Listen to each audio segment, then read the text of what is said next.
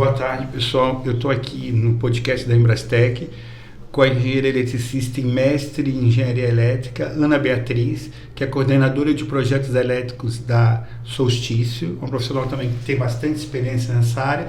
E hoje a gente vai começar questões bem técnicas aqui, aproveitando a sua experiência. Em primeiro lugar, agradecer sua presença aqui com a gente aqui, sua disponibilidade de compartilhar o nosso conhecimento. E eu queria, em primeiro lugar, que você falasse um pouquinho da Solstício e a sua função dentro da empresa. Boa tarde a todos, né? Sérgio, eu agradeço primeiramente o convite, é uma honra, né? Você é uma referência no setor de proteção.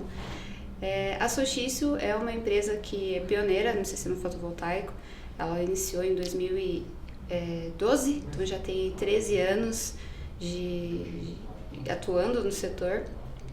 Então, a Solstício trabalha desde projetos comerciais, projetos residenciais, trabalha também com serviços, né? Então nós atuamos em serviços de comissionamento, serviços como engenharia do proprietário, que é bastante atual, e a Solstício também tem um braço que se chama EnergyPass, que é um sistema de gerenciamento de faturas de energia. Então é um aplicativo mesmo. Hoje esse aplicativo tem uma versão beta gratuita, né? Qualquer pessoa pode ter acesso, e essa versão beta você consegue ter informações sobre o gerenciamento da sua fatura, não só para fotovoltaico. Então quem também não tem o fotovoltaico e tem alguma dúvida sobre alguma tarifa cobrada na fatura, o EnergyPass também consegue auxiliar. Legal. Esse aplicativo está disponível na página de vocês? Está sim. É www.solsticio.com.br. Isso, solsticioenergia. solsticioenergia.com.br. Legal. Engenheira Ana Beatriz, chamava você de Ana Beatriz. Eu vou começar com você. Eu estou conversando com você, legal. Você conhece bastante de módulos, de painéis, do posicionamento dos painéis, você conhece dos inversores, eu sei que você conhece bastante de cabines, de skids também. Aí eu vou perguntar assim, poxa vida, será que a Ana se preocupa com a proteção contra surtos? Qual é a sua visão profissional ao longo da sua experiência com relação à proteção contra surtos e descargas atmosféricas? É extremamente importante. Então, quando a gente fala da parte elétrica mesmo do sistema, é muito evidente para a grande maioria dos profissionais que precisa ter, né? Então, string box, CC, a gente sabe que dentro dos inversores tem proteção com DPS internamente, e também string box CA, quadros de proteção. Só que muitas vezes as pessoas esquecem dos projetos de comunicação. É muito comum, né, isso acontecer, principalmente quando os projetos de comunicação não são elaborados por quem está acostumado a trabalhar com a parte elétrica mesmo, né? Geralmente os engenheiros eletricistas. Então é extremamente importante ter essa proteção, e nos sistemas de comunicação muitas vezes é negligenciado. Acontece bastante. Aí você analisa um projeto ou você faz um projeto? Então acredito que quando você faz o projeto, mas você faz o projeto elétrico, você é responsável pelo projeto das linhas de sinal também, da usina, no caso? Isso. A Solstício trabalha com duas vertentes de projetos, né? Uma é na elaboração em si de projetos e outra na conferência a partir da engenharia do proprietário. Então, na elaboração de projetos, nós trabalhamos com o dimensionamento do projeto fotovoltaico geral e também projetos de monitoramento, como CFTV, e projetos de comunicação. Então, nesse tipo de projeto, trabalho diretamente com o dimensionamento dos projetos de comunicação. E aí você especifica os DPS, no caso. Sim. E a maioria dos projetos que você recebe, que você analisa, eles vêm com a parte da proteção de sinal incorporada ou não? Você vê que isso é uma falha aqui? É uma falha. Entendi. Acontece bastante nessa conferência a gente solicitar que seja acrescentado o DPS de comunicação. E aí qual é a reação até interessante, Ana Beatriz, porque muita gente está assistindo, são jovens profissionais que estão começando, né? O que você acha que existe de dificuldade para que as pessoas entreguem um projeto com a proteção de energia e a proteção de sinal também? Eu acho que é mais esse conhecimento inicial mesmo, né? Uma vez que as pessoas entendam a necessidade, entendam o dimensionamento do equipamento, que não tem grandes dificuldades. Acho que isso vai difundir mais o uso dos DPS. Entendi. Então você acha que, no caso, os DPS são fundamentais tanto da linha de energia de sinal. Pelo que eu conheço, a gente já conversou, eu conheço da sua vida profissional e tudo, na parte da proteção dos módulos, através de captores, aí você acha que não é necessário? Isso. A minha opinião sobre o assunto é que um captor ali na região dos módulos vai causar sombreamentos. Então, esse captor ele é instalado de forma fixa e vai ficar instalado a longo prazo no local. A longo prazo, mesmo que ele cause um pequeno sombreamento no módulo, vai comprometer diretamente a geração da minha usina. A gente sabe que todo e qualquer sistema de proteção, o principal objetivo dele é a proteção de vidas humanas. Certo. Então, quando a gente fala de um módulo da usina, uma vez que a usina está em operação, não há pessoas circulando, a não ser que seja um profissional capacitado fazendo a manutenção, mas esse profissional não vai estar ali naquele local em qualquer sinal de incidência de raios. Então, nesse caso, eu acho que não é válido, porque é um custo adicional. Além do custo adicional, isso seria o menor dos problemas. Tem essa questão de comprometer a geração, porque tirando o primordial, que é a proteção de vidas humanas, quando a gente fala da usina, o objetivo da usina é gerar energia, é rentabilidade. Então, se eu comprometer a eficiência dela, não é interessante, por algo que vai estar protegendo apenas um equipamento físico. Então, acho que é muito mais viável, no caso de dano, uma vez identificado o dano no módulo, fazer a substituição desse módulo, do que eu ter o captor causando sombreamento. Não, está bem claro o que você falou, bem fundamentado. Agora, surgiu uma dúvida.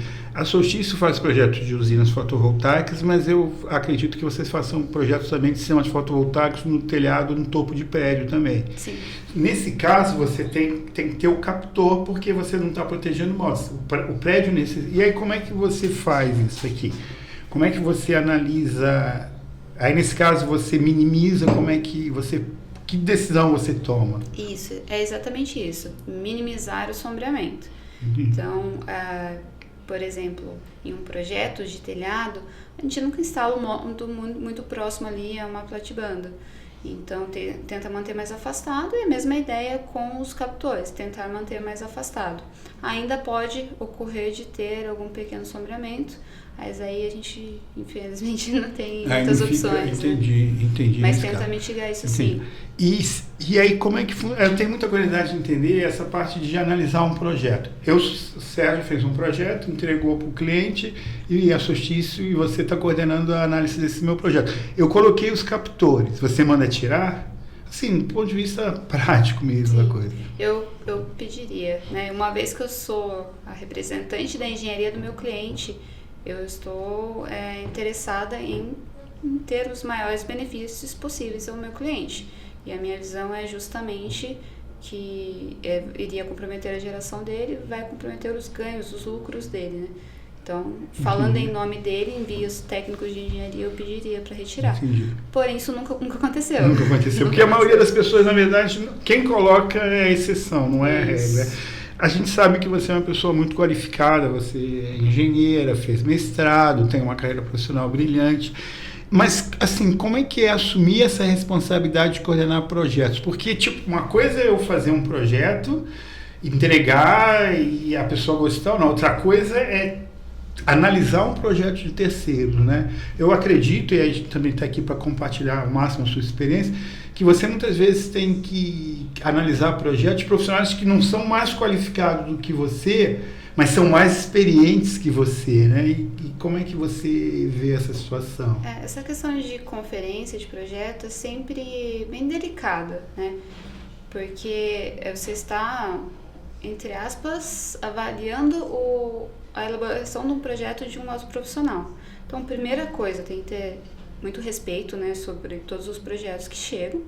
E esses projetos vêm de pessoas mais qualificadas, às vezes pessoas que são mais iniciantes, Então, é uma responsabilidade grande, sim, fazer a análise, e o primordial e mais importante mesmo é fazer sempre comentários com embasamentos técnicos, né? Não é simplesmente a opinião da Ana Beatriz, a opinião de alguém da equipe.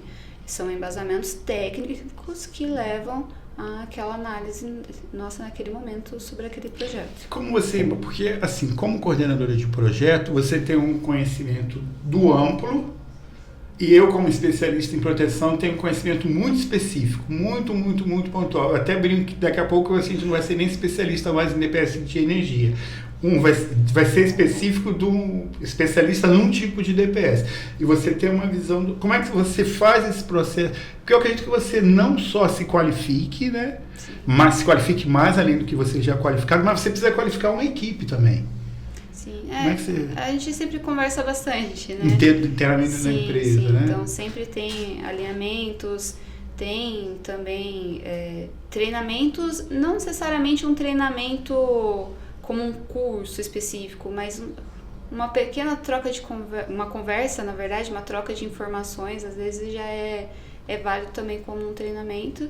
E eu tenho isso comigo, às vezes não tanto quanto a gente gostaria, né, devido às atividades do dia a dia, mas eu gosto sempre de passar o que eu sei, né? Então, compartilhar o conhecimento. Compartilhar o conhecimento, perfeito. Mas você tem que ter, de certa forma, homogeneizar a sua equipe, né? Porque você não pode ter um profissional que aceite uma coisa, outro aceite uma coisa. Isso. Você faz uma espécie de revisão geral dos projetos, essa seria a sua função? Isso. Ou você mais acompanha no dia a dia o desenvolvimento dessa? É feito mais um acompanhamento. Para essa solução, além das normas técnicas, que são a nossa base inicial, né?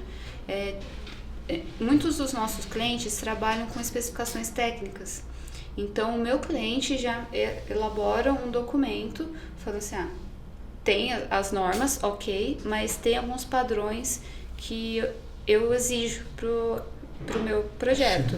Então, no caso de da geração mesmo. Então, ele pode solicitar um valor de perda no cabo CC, um valor de perda no cabo CA, e não pode ultrapassar aquele valor. Então, aquele documento do meu cliente é um embasamento geral que toda a equipe e toda pessoa que está trabalhando com aquele projeto precisa seguir. E quando contraria a norma? Se é que acontece, talvez não aconteça. Nunca vi acontecer, porque também quem elaborou aquele documento de especificação técnica foi um engenheiro que também tinha conhecimento sobre o que estava fazendo, então não acontece. Entendi. Outra coisa também que, assim, a gente estava conversando com o Gustavo, né, que é seu colega da Solstice e tudo, e aí a dúvida, ele me falou que você tem hoje em dia operando no Brasil várias usinas que não performam, eu não gosto dessa expressão, não desempenham corretamente, não entregam o que deveriam entregar, porque foram projetadas e construídas de forma inadequada, né? Como é que você faz quando você chega numa usina, se é que cabe ao departamento de projeto da Solstice, quando você chega numa usina e não tem um projeto? Existe isso, você chegar numa usina e não existir um projeto? Não que não exista nada, geralmente existe alguma coisa, mas não as informações organizadas e num todo, né? Sim. A gente faz, sim, visitas esporádicas em usina. Então, a gente vê a importância da engenharia em campo também, né? Não ficar apenas no escritório. Sobre isso, o que acontece, que já vi acontecer algumas vezes, né? Então, a gente tem uma série de projetos a serem elaborados, só que tem todo um cronograma de execução daquela obra. E às vezes o projeto pode estar atrasado, né? Por algum motivo, por alguma falta de informação de fornecedor ou do próprio cliente, aquele projeto ainda não foi elaborado, só que o cronograma de obra já está cobrando que aquela atividade seja executada. Então eu já vi alguns empreiteiros executando essa atividade mesmo sem ter o projeto liberado para engenharia. Isso já vi acontecer algumas vezes. Entendi. E é um problema, porque nem sempre o empreiteiro tem todos os dados necessários para aquela execução ser feita com baseamento em todas as normas necessárias. necessárias. Entendi. E como é que você tem uma visão excelente do que a Engenharia Nacional está entregando em termos de projeto? Como você vê, assim, de uma maneira geral, sem comprometer, sem entrar em detalhe, mas uma visão muito importante sua do nível dos projetos que estão sendo entregues, tá? E eu vou até procurar aprofundar um pouquinho mais essa pergunta. Eu vejo que hoje em dia, na parte do que eu pego, envolvendo a proteção contra surtos na Embrastec, a gente pega muitas vezes o que não seria um pré-projeto, um anteprojeto sendo entregue com um projeto mesmo. Você enfrenta esse problema também? Tipo assim, te entrega alguma coisa que não é um projeto, não tem lista de material, não tem projeto executivo, não tem detalhes. Como é que você vê isso aí no carro? Já aconteceu, né? Então, o projeto, é importante que o projeto executivo esteja muito completo, e falando de materiais e de proteção, é importante que tenha a especificação exata daquele item. Então, por exemplo, um DPS, eu preciso ter todas as especificações dele. Não adianta só colocar DPS classe 2, né? Tem tanto... Isso acontece muito. Acontece bastante. Mas e aí, no caso, o que você faz? Você volta para o projetista, impede para ele acrescentar informações, ou você assume essa tarefa e complementa a especificação do DPS? Volta para fazer análise. A gente pode até sugerir, né, em algum caso, né? Olha, falando especificamente do DPS, eu sugiro tal modelo, mas a especificação ainda fica por conta do projetista. Mas aí isso te dá um retrabalho, porque vai e volta, acontece? Acontece bastante. Entendi. Tem projetos que já ocorreram 8, 9 revisões do mesmo projeto. Entendi. Então, engraçado, não sei se acontece com você, aí já é um comentário, né, ao invés de uma pergunta. E às vezes eu vejo que existe realmente um desconhecimento, porque às vezes eu percebo que a pessoa não tem um conhecimento suficiente, ele não chegou ao conhecimento suficiente, mas muitas vezes eu vejo que é um desconhecimento, que é a especificação errada. A pessoa faz uma especificação que é um absurdo total, a pessoa não conheceu a norma, a pessoa nunca abriu um catálogo, e aí eu já emendo a pergunta. Quando você faz esse trabalho de engenharia do proprietário, você tem uma responsabilidade muito grande, você está assumindo o papel, você chega a descredenciar, desqualificar, eu acho que fica muito pesado. Descredenciar o projetista, você chega e passa a informação para o teu cliente, esse cara não tem condição de fazer mais projetos para você, por isso chega nesse ponto? Isso, chega nesse ponto, mas acaba que a gente não tem o poder, né, de excluir a empresa, porque tem contratos, né? Entendi. Então, mas a gente passa assim para o cliente a informação de que aquele projetista não, quando eu falo projetista, é a empresa no geral, né? Você nunca personifica. Isso, não, a empresa no geral não está atendendo às necessidades mínimas. Entendi. E eu percebo também que você dá muita atenção e muito valor à Solstício, você representando a Solstício, é uma unicidade aí. Sim. Ao valor das normas técnicas, assim. E como é que você vê nessa questão dos profissionais que você analisa o projeto? Eles estão por dentro das normas técnicas? Eles não estão por dentro das normas técnicas? Como é que você vê, como é que é a relação do engenheiro com as normas técnicas? Tem casos e casos. A gente recebe também projetos muito bons, tá? Não são só projetos que têm os seus problemas. Então, muitos casos, visivelmente, tem um conhecimento amplo da norma, faz a citação das normas em projeto, que é bastante importante, mas outros casos não têm um conhecimento. E além de não ter o conhecimento da norma em si, acontece casos de não ter o conhecimento de qual norma aplicar naquele exemplo. Interessante. Isso. A pessoa não sabe nem por onde ir nesse caso. E aí que providência você... Porque também você vai chegar e vai falar assim, você tem que consultar 5419, aí a pessoa fala, mas e aí? Ainda mais que o acesso com a internet, a gente consegue informações, né? Mas as normas mesmo completas não são gratuitas na internet, né? Então, muitas pessoas não conseguem acessar 100% daquela norma. Sim, que hoje com o CREA, quem é vinculado ao CREA São Paulo tem acesso às normas gratuitamente. Verdade. Mas isso ainda é recente, né? É bem recente. Mas é um bom ponto, inclusive uma ótima iniciativa do CREA, porque o engenheiro precisa da norma, é uma ferramenta diária ali. E aí eu vou pedir para você me ajudar aqui, já agradecendo a sua participação aqui, a Embrastec agradece. E aí, em relação às normas técnicas, tem algum ponto que você fala assim, poxa vida, eu acho que as normas deveriam fazer isso, deveriam fazer aquilo? Em que ponto a gente que trabalha elaborando normas técnicas, em que ponto nós falhamos, que você, o pessoal, você tem uma equipe excelente na Solstício, assim, a gente poderia melhorar nesse ponto aqui? Bom, a gente sabe que as normas brasileiras, em sua maioria, se não todas, são baseadas em normas internacionais, né, nas IECs. Falta um pouco ter uma conexão de informações técnicas entre todas as normas. Entendi. Então, às vezes, algum ponto, uma norma fala alguma coisa, outra norma já fala um pouquinho diferente. Entendi. E isso causa uma ambiguidade, né? causa um transtorno. Entendi. Então, esse ponto, ter uma unificação das informações. Entendo, eu sei que como são muitas normas, é difícil, não estou dizendo que é fácil, né? Seria fácil de ser feito, mas seria algo muito importante e ajudaria bastante todas as pessoas que trabalham com dimensionamento, trabalham diretamente com os projetos. Eu acho que às vezes até é um problema de nomenclatura, né? Também. Unificar a nomenclatura, às vezes a norma fala um termo, às vezes a norma fala outro termo. Isso é uma coisa que eu acho que é interessante a gente pegar a informação de quem está no campo, quem usa as normas, sempre ter abertura para sempre procurar estar melhorando. Viu, Ana Beatriz? Eu agradeço muito a presença de vocês. Eu parabenizo a Solstício de ter profissionais do seu nível, né? Eu sei da sua carreira, do seu brilhantismo. E eu queria agradecer e falar, queria que talvez você deixasse aqui uma mensagem, vamos direcionar uma mensagem para aquele cara que está assistindo o nosso podcast, como eu comecei lá atrás, como você começou lá atrás, falou assim, poxa, eu queria fazer projeto de fotovoltaico. Que conselho você deixaria para essa pessoa? Amanhã vai chegar na Solstício procurando emprego, a gente sabe que hoje em dia existe carência na engenharia, os cursos de engenharia têm cada vez atraído menos pessoas, e você está tendo a chance de falar para aquele cara que amanhã vai procurar emprego com você, e agora você vai falar para ele o que ele deveria fazer para quando ele chegar até você falar, não, ele pode vir trabalhar comigo.